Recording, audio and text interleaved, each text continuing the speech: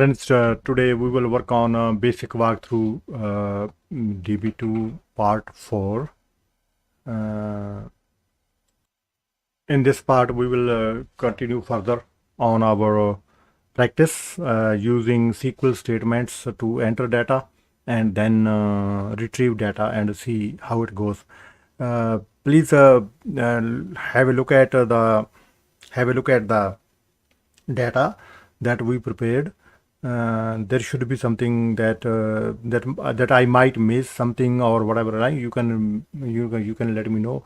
We can continue to improve the things, right? So we will continue from where we left yesterday, right? So actually yesterday I had noticed that either we missed the one line in our document, or I might have missed myself. So this data has to be in. Let me enter this data and we will continue on our fourth part. Let us go in the command editor or whatever we can use. Let us do it through command line, I would say. Yeah, let us do it through command editor, right? So let me connect it to the sample database. I remember we were in sample database, right? So add sample database. Then we will enter the row through here, right? We don't need this one is operating system stuff, right? And this is the one that I had missed this one yesterday, so I'm trying to complement that one, right? So this is done now. It is good, right? So how we do the fonts here, I never try to tool setting, right? So fonts, right? So I would say portrait at 14, here also 14, and okay, so font 14. Okay, so we will start it again. DB2 command line tool editor. Do we have 14 font now? It should have bigger fonts now, right? So add the database sample. We have entered the missing row already, and now we can continue doing our work.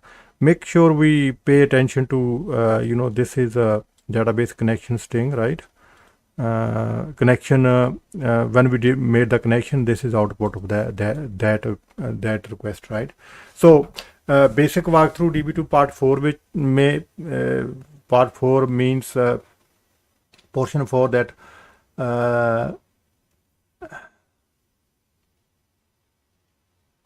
so there is a we want to update the phone number. Well, anything that we want to update, we could do that one, but from select star from address, let us check that one first, because it is written in the documentation here. So paste, and we will see this way. In this one is free form kind of thing, all the lines we have 1 2 3 4 5 lines. So this is when we were entering the data, somebody was talking to, this is scenario that I was on the computer and somebody was talking to me about this new guy, and I entered the numbers immediately and name, but I said I promised him that I will help him on his job, right? So yeah, well, okay, so this statement is giving us correct data as per the uh, per the document. So we can if we want to delete any data that is another query here. I am putting it here. So let us try this one if this works. Yes. So data delete is not working because there is no row found, right? So what happened is the fonts are not the output fonts are not still big. They are not big. So if I can tool setting and go to fonts, these fonts menu and text. Text, which text? Oh, over there. But then where is the output? So tool setting and control setting, whatever configuration is. So from here, general, right? So general,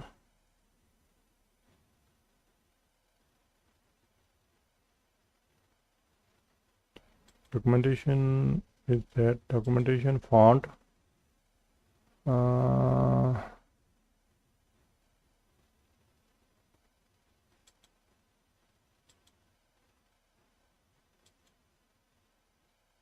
Command editor, stop execution IMS. Well, I'm not sure why, where it affects this. Edit, cut, select, view, tool, help. Well, not sure. Anyway, so this one has no address, no data available.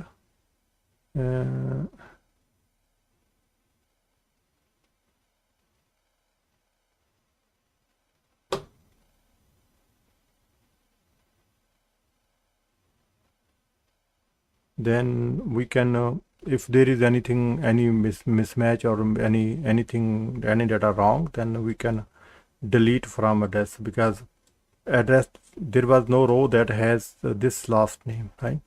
So next is we will be creating a trigger, and the trigger will go in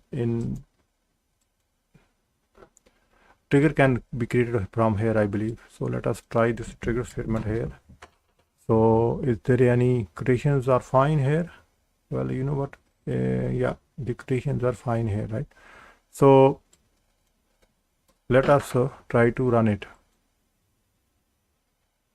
Oh, okay. There is an error at sign.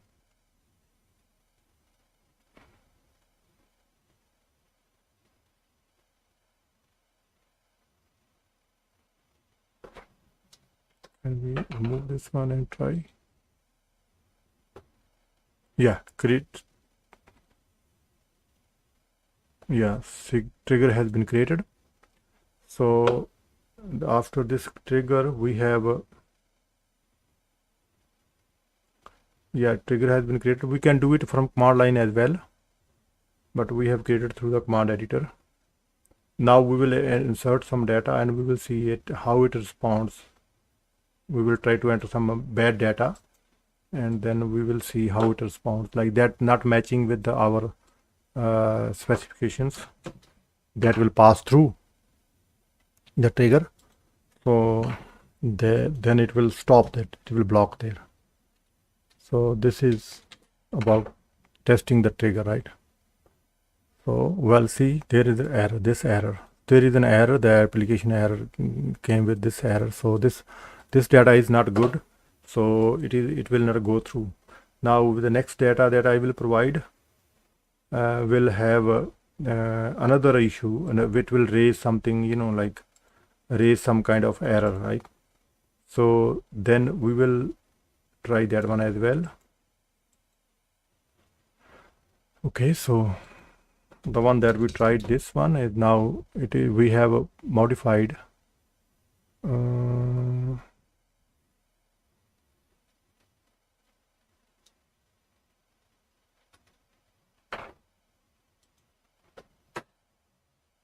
like this.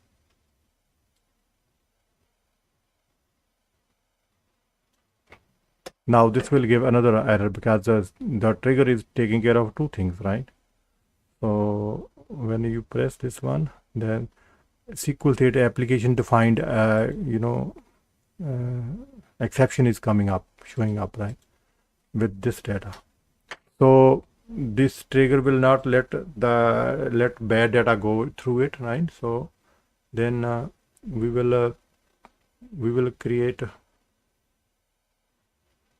some scripting beyond this one, but for now we can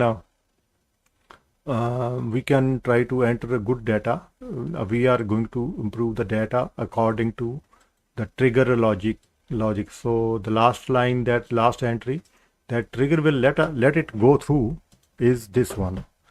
So this is the one that I already mentioned. We have modified all those things according to. So what the logic is that if you are not entering proper data, trigger will stop you, right? So this is second, this is first one. Let me compare three statements that we tried, and out of these three statements, the first two failed, but the third one is supposed to run. And why it is supposed to run, let me discuss with you, right? So what we are telling through the trigger, what we have done through the trigger is going to make sure that data is in this format. Phone numbers are in this format. So we have three digits and then dash, then 3 digits and dash, and then 4 digits, right? It will not accept without the dashes, right? And it will not accept it is empty, right? Both it will not accept. So both phone numbers have to be correct format, right? So then it will run quick, fine, right? Let us try by highlighting. When we highlight something and then we run it, that is the only statement that is highlighted will run, right? So let us try this way. So see, now after this application error, that's the last one. This statement is the one that we issued, and the insert. So this is what happened inside the database, and the result is that it completed successfully. So data went into it, right? So this is all about it. And this today's tutorial was about entering data, retrieving data, querying data, and constraining data. Constraining data means that if we are entering data and we are not sure that our data entry person will do the data properly, then we will put some triggers so that when we press enter, we send the data to the database on the data entry screen. Data will go, but it will stay there before it will go through trigger, and trigger will test all those preconditions, and then it will let the data go. So this is what it is about. Now triggers are used to conform to your standards, right? So this is the way we maintain our the consistency and the data integrity, right? So we will meet for the last basic walkthrough tomorrow. And for today, thank you very much for staying with us, and please subscribe, share, and like this video. Thank you. Bye now.